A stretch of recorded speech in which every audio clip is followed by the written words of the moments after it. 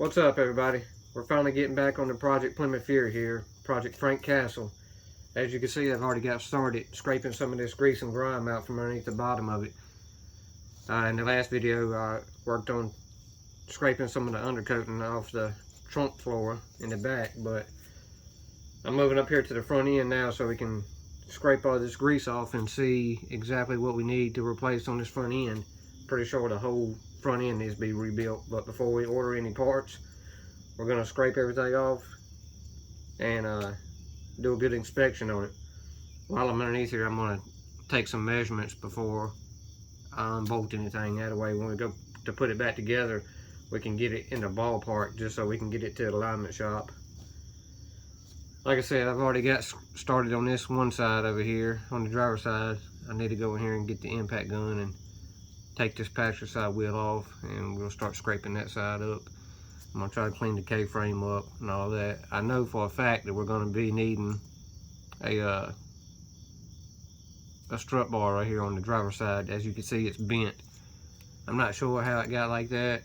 The bumper doesn't show any signs of being pushed in or anything.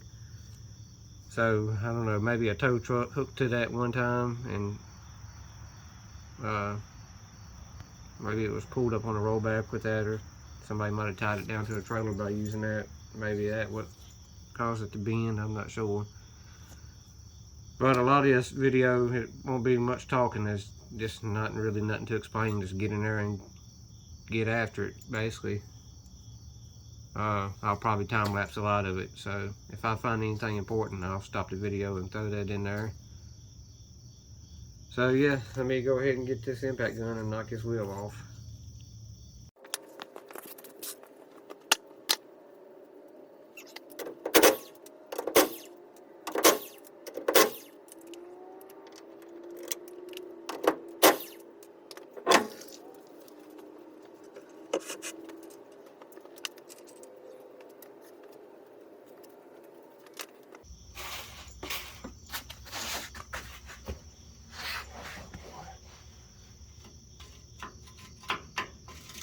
I guess one good thing about all the oil leaks this thing's had over the years is it's not too much rust on this car.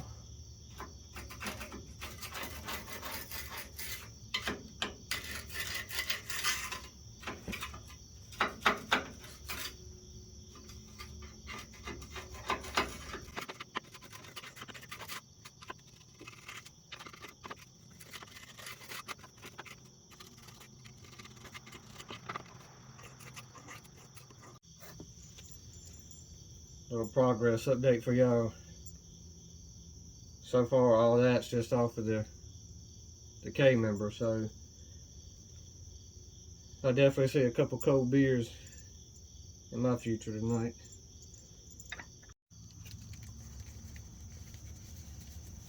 So yeah, we're still just scraping away here. While I got the video running here, I'm gonna show y'all just how bad this stuff is. If you can see, focus on that. Well, you can obviously see all of the tie rod ends are shot, but watch that idler arm. And I'll try to look at all the slop in that.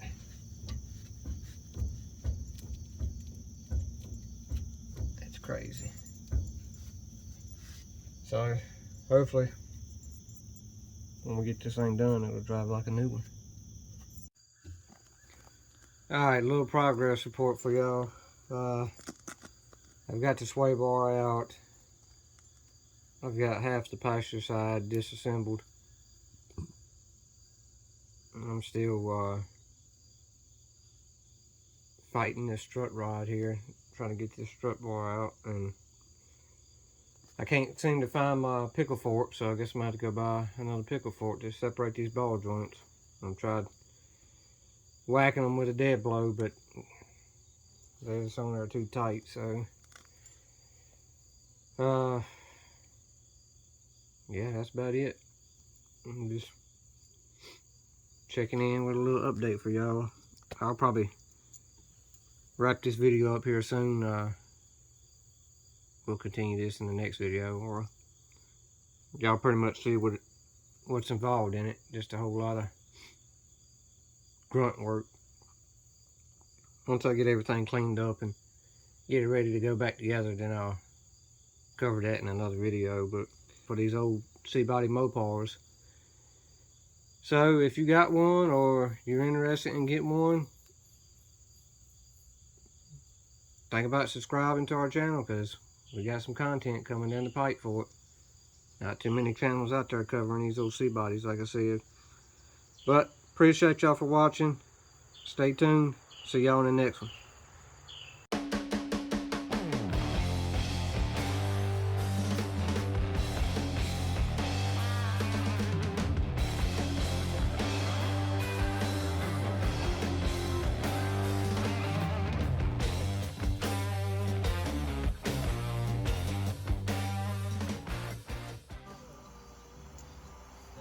Not that anybody cares, but if y'all ever wonder if I had any other hobbies besides working on cars, I love to grill out. I love to tinker with these old lanterns. These old Coleman lanterns. I collect and restore these things in my free time, which is not much. But if I come across one on the marketplace, I'll most times scoop them up on the cool nights and light them up. Pretty neat little hobby. I mean, that nickel-plated one right there on that table, it's a 1949. It's just crazy to think that something made in 1949 is still going strong today. That just goes to show you the quality of products made in America back in the day. So that nickel-plated one is a 1949. That red one, I believe that one is a 1967. That's original paint on that one, 1967. The one beside that red one is, I think that one is 1969. And this one hanging from the hook is 1953. I got a few other ones in the building, but I don't have but 4 hooks out here on this porch. So, and really all you need is 2 of these things that light the whole yard up. 4 of them makes it look like daytime out here. It's a pretty neat little hobby. Like I said, just something to tinker with on a rainy day, go in the shop, hang out. They're pretty easy to work on. I mean, unless you got one that's severely rusted. But Lucas and the old lady's going out of town to visit family, so it's just me and Maggie here tonight. So we decided to, instead of lighting up the big grill, we lit up the little Smoky Joe Weber there. Just gonna be cooking for me and Maggie, so don't need a whole lot of charcoal. Trying out some new brand of charcoal. It's called Jealous Devil.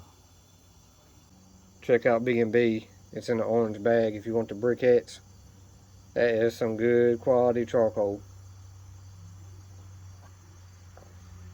But my local Royal King was sold out of B&B, so I grabbed up this bag of Jealous Devil here.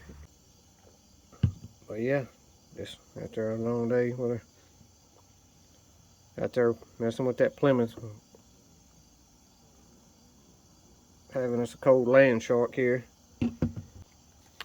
But yeah, that's about it. Just thought I'd throw this in here. Some of y'all might like these old lanterns like I do. It's a pretty cool little hobby. I've always been fond of old stuff, especially stuff made in America, because I mean, you just can't, America don't really make that many things anymore, and if they do, it's the quality is just not there like it used to be. So anytime I can get American made, especially vintage stuff like that. I just gassed all these up. The only thing you have to do is, on some of them, just depends on what model they are, you got to kind of pump them up every so often. You can tell they're getting weak, pump them up. And it'll run for, depending on how long you got that valve open, how wide you got that valve open for. But check this one out, 1953, original paint. Got the flint ignition on it. Most of this thing lights within 3 strikes.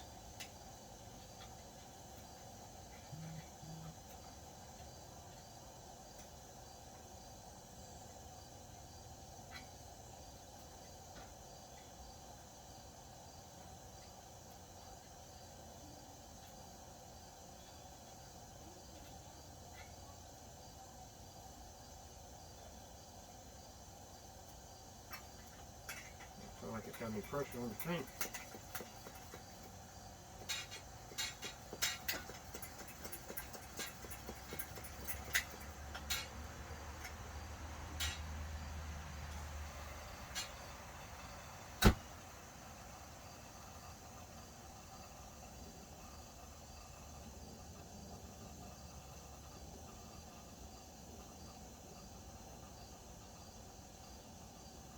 What it's doing right now is getting the generator hot. The generator is a tube that runs through the middle of it.